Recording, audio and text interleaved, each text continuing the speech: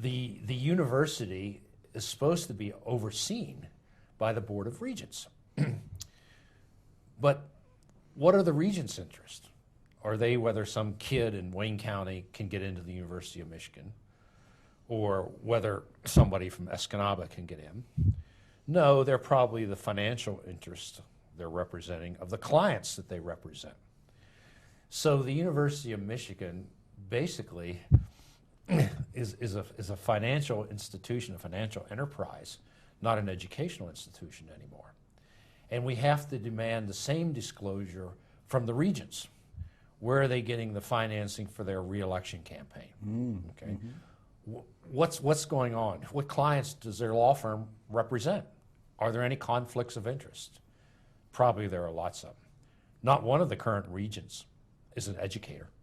Okay, so why don't we have educators?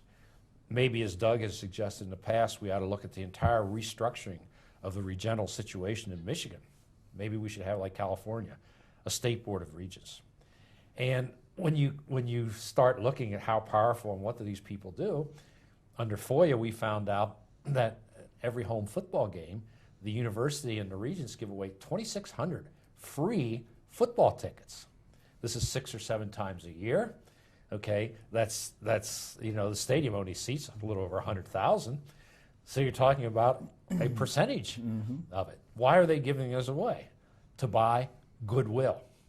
So you have the people who are supposed to be policing the university are kind of toothless.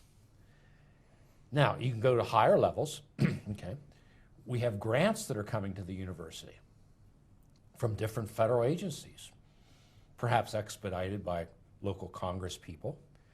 Okay, they know what some of these grants are doing. They're training Chinese to build nuclear reactors. They're training Chinese to build electric cars and batteries. This is not in our interest. Why aren't we training kids from the Upper Peninsula, or kids from the Thumb, or kids from Traverse City, instead of training the Chinese? They're taking the places of American students that should be at the university. Well, this is a public university. It's paid by our tax dollars. That's right. The university gets a lot of public subsidies. They get the state appropriation. They don't pay property tax. They get all these grants. They get the overhead on the grants, which is a huge scandal within itself. It becomes a giant slush fund. Why? Now, during the campaign, Doug and I met with as many people running for office as we could, and we found that some were very interested in what we had to say and very concerned.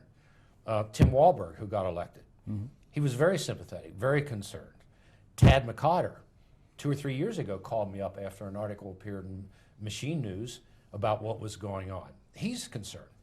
But for years, I've been telling Carl Levin what's going on at the University of Michigan with absolutely no results at all. And same with John Dingell. We went to John Dingell and we said, hey, do you know what's happening? And we got a reply back a couple of months ago that said, gee, there's not much I can do about what's going on. Well, you can quit supporting grants that go to the University of Michigan. Nationally, there are a couple of people. Representative Frank Wolf from Southern Virginia is very concerned about our national security and what's going on. Dana Rohrabacher from California, okay, is concerned. And we all know that Darrell Issa is going to hold hearings on general incompetence in the government, and it would be my prayer that Darrell Issa would hold a hearing on what's happening at the University of Michigan. Within the parties, the regental candidates have to be meaningful. It's not simply a political payoff for political favors and raising money. It has to be people who are concerned with the educational system that's happening in Michigan. Okay, so maybe it's going to be up to the third parties to either influence the 2 major parties, which maybe isn't likely, or to run their own candidate themselves. Okay, and for the Regency. Yes, the third parties are going to have to run regental candidates, okay, in order to take back the university, okay, which belongs to us in the first place. And also, if you look at what's going on with the tuition under the new model of the university, well, it's almost become too expensive for a farm kid from the Thumb or an inner city kid to pay to go. But Mary Sue Coleman will tell you, oh, we have financial aid. But when you see financial aid, you have a very strong connection to the political establishment and not becoming a whistleblower at the university. Or they're going to remove, okay, what you have, financial aid. We really need, with regard to this sabotage, espionage, and potential traitors, okay, we need the Department of Justice to say, what's going on out at the University of Michigan, okay? I mean, I'm sure there's a grand jury permanently impaneled in the Eastern District of Michigan. Why don't we have the grand jury investigating the charges that are being made concerning the transfer of our technology and know-how? We know that this goes on occasion because occasionally we catch a Chinese spy at General Motors going through the dumpster or whatever, okay? So, but that's small peanuts compared to what's going on. Well, I might speculate as to why we might not be getting the Department of Justice in there, because we have, I know personally, I've been to 2 different U.S. attorneys here in the Southeast District of Michigan, and demanded grand jury investigations, only to have the door slammed in my face, and the courts are not, there is grand juries impaneled, and these courts will not allow you to get to them, a citizen like myself or yourself, and the U.S. attorney is not allowing, and they are the gatekeepers. And when they're not allowing us to get to a grand jury and we have no way to do it ourselves, then we've got a real problem on our hands here. Well, Barbara McQuaid lives in Ann Arbor.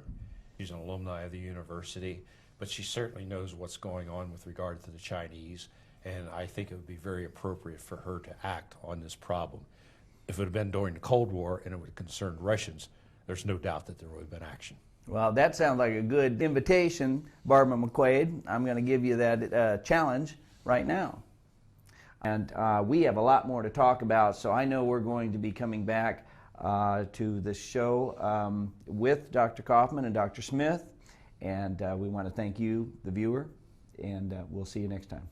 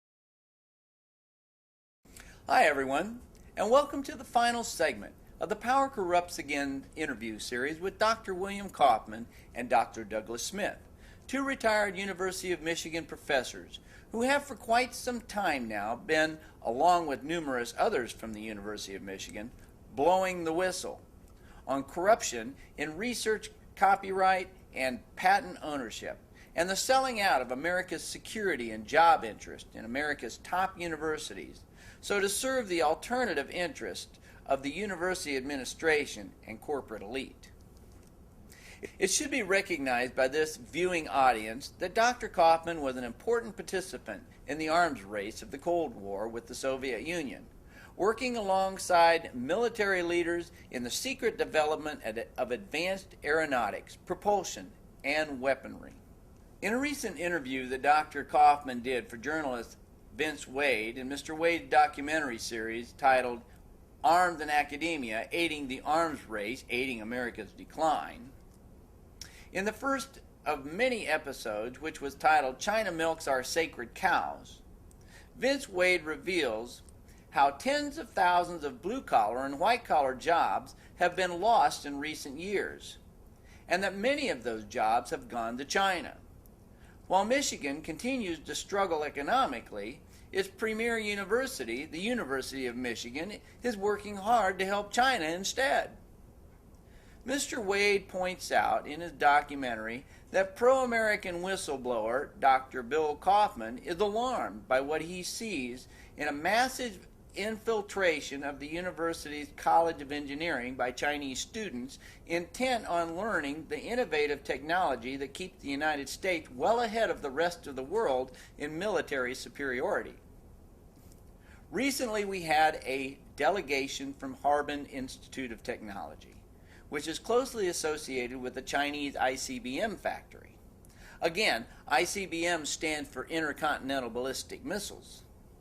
And the Harbin Institute is not just any university here on a humanitarian or cross-cultural visit. Harbin is the equivalent of our MIT. It is instrumentally connected to the People's Liberation Army and is institutionally part of the militarization of China.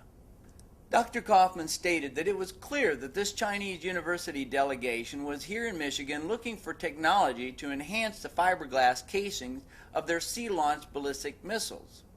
The lighter the weight of the rocket casing, the heavier the weight of the missile warhead. These Chinese were over here with a specific interest in the technology that increases the range and lowers the air resistance of their ballistic missiles. What particularly bothered Dr. Kaufman was the University of Michigan people who invited this delegation, who minimally consisted of Chinese national Wei Shi, a multinational university professor that had long been awarded all types of security clearances by our American government and research universities for advanced research projects. She and others at the University of Michigan had to have known about Harbin University's ties with the military and the intent of this Chinese delegation. Yet the private interest of those at this Ann Arbor, Michigan University, for some reason, took greater precedence than the national interest of America's homeland security. As you recall, I have been conducting a studio interview with Dr. Bill Kaufman and Dr. Doug Smith. And in the last segment of Power Corrupts Again, we had some discussion about how the entrepreneurial ventures of our new Michigan Governor, Rick Snyder, a graduate of the University of Michigan, fits into all this with his investment company, Ardesta, having partnered with another company, Desera, and having opened what Snyder has asserted to be only a small 5-person sales office over in China. In the last segment, I discussed how the company Desera, founded by Rick Snyder and Chuck Nguyen, had formed partnerships with several other companies to market their MEMS oscillator technology to different end users. One of these companies was cited as being Vectron International, a subsidiary of Dover Corporation. Under the terms of their partnership, Desera offers up the patented product, the MEMS oscillator technology, while Vectron markets that technology for use in guidance missiles and smart munitions. In reviewing videos produced by Vince Wade's company, which I also spoke about in an earlier segment, I should bring attention to another important issue Mr. Wade brought up in his video, Chinese Espionage and the Michigan Election, as it pertains to another of Rick Snyder's private business ventures. It is that his investment firm, Ardesta, is a major investor in another communications tech firm called Neo Photonics, an optical network company at the forefront of the next generation of wireless communications. What is significant to note about this alliance, as reported by Vince Wade in his video, is that Neo Photonics is a major supplier to Huawei Technologies and ZTE, two Chinese companies widely regarded as two high-tech espionage fronts for the People's Liberation Army of Communist China. Here is a letter written to the United States Secretary of Treasury, the Director of National Intelligence, the Department of Commerce, and the General Services Administration expressing the concerns of at least 8 senators about the Chinese company Huawei. It is signed by John Kyle, Christopher Bond, Richard Shelby, James Inhofe, Jim Bunning, Jeff Sessions, Richard Burr, and Susan Collins, and copied to the Secretary of Defense, Robert Gates, the Secretary of Homeland Security, Janet Napolitano,